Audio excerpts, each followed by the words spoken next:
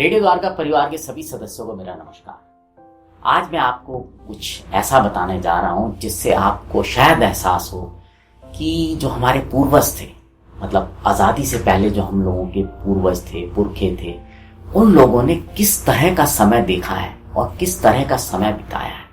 क्या आप सोच सकते हैं कि एक कुर्सी पर बैठने के लिए आपको सर्टिफिकेट लेना पड़ेगा? जी हाँ, कुर्सी पर बैठने के लिए सर्टिफिकेट। उस सर्टिफिकेट के बिना आपको खड़ा रहना पड़ेगा, चाहे आप कोई भी हो।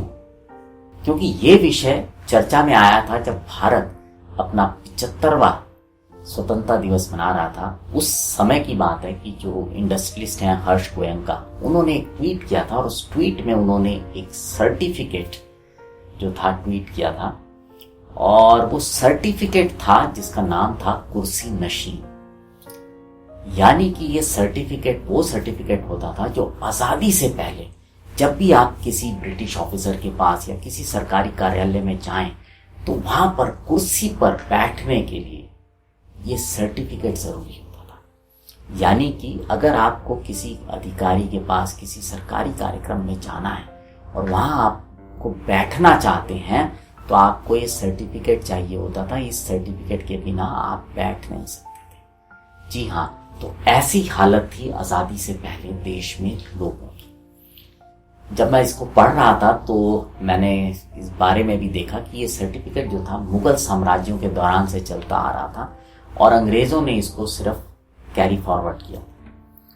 ये सर्टिफिकेट जो है कुर्सी नशीन आपके सामने है, ये राम नरसिंह जी के नाम से है, सन ऑफ षट प्रसाद। ये सर्टिफिकेट 1887 का है, जुलाई के महीने का।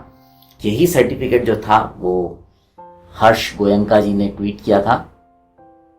उसके अलावा एक ये दूसरा सर्टिफिकेट है जो ये भी सोशल मीडिया पे अवेलेबल है। ये लाला रघुनाथ दास जी के नाम से है और ये 1905 जनवरी का इशू हुआ है।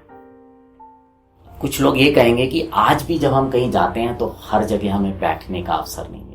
हो सकता है, बिल्कुल सही बात कह रहे हैं, लेकिन इस सब में इंपॉर्टेंट बात यह है कि आज जिनको वहां पर बैठने का अवसर मिलता है या जो कोई भी बैठता है उसको इस तरह का कोई सर्टिफिकेट नहीं लेना पड़ता। तो अब आप सोच सकते हैं कि देश के आजाद होने से पहले जो हम लोगों के पूर्वज थे उन्होंने किस किस तरह की चीजों को सहा है।